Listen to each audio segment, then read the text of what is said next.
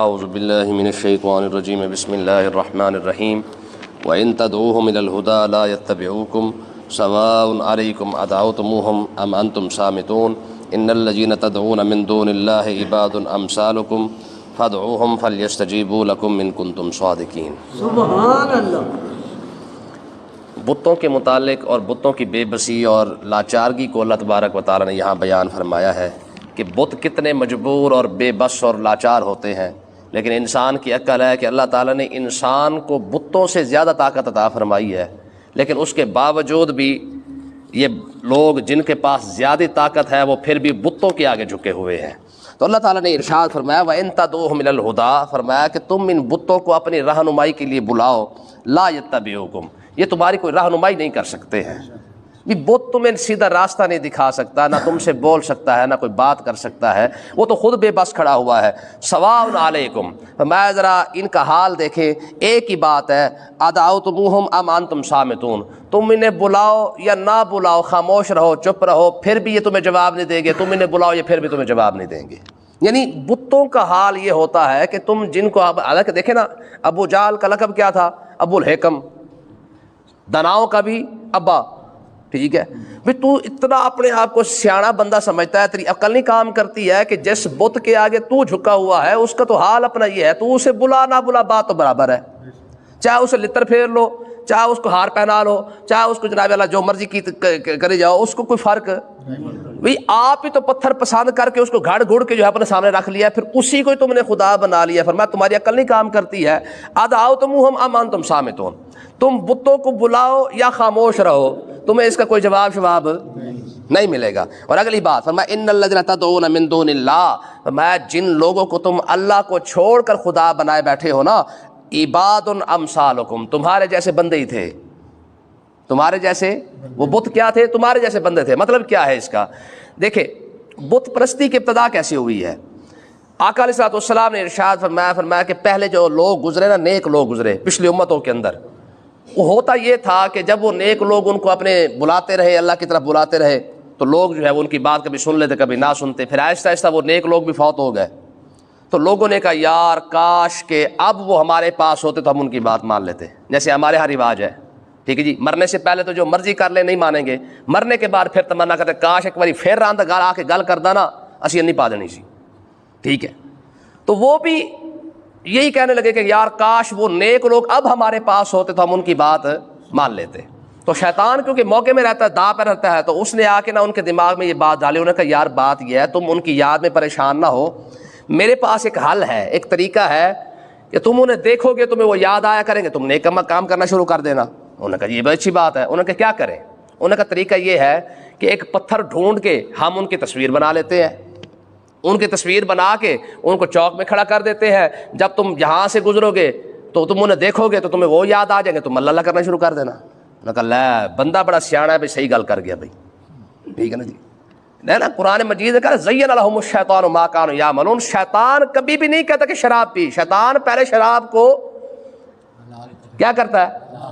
پہلے حلال کرواتا ہے۔ سود کبھی بھی نہیں کہتا، شیطان کبھی نہیں کہتا بھائی سود کھا، شیطان کہتا نہیں بیمہ پالیسی کرا لے، ٹھیک ہے نا۔ ہاں یہ سارے شیطان پہلے کام کو سجا کے بنا کے پھر بندے کے سامنے پیش کرتا ہے۔ انہیں کبھی تصویر بنا لینے ہیں پتھر کو، ہم اس کو گھڑ گھڑ کے اس کی میں تصویر بنا کے تمہیں دے دیتا ہوں، تم جب اسے دیکھا کرو گے تمہیں خدا یاد آ جائے گا۔ انہوں نے کہا لا بھی گل ٹھیک ہے۔ انہوں نے کہا جی کر لے۔ شیطان نے کیا کیا؟ ان نیک لوگوں کی تصویریں بنا کے، کیونکہ پتھر کا زمانہ تھا تو پتھروں پر تصویریں بنا دی، بنانے کے بعد ان کو کھڑا کر دیا، لوگوں کو کہا شاباش بھائی اب دیکھتے رہو۔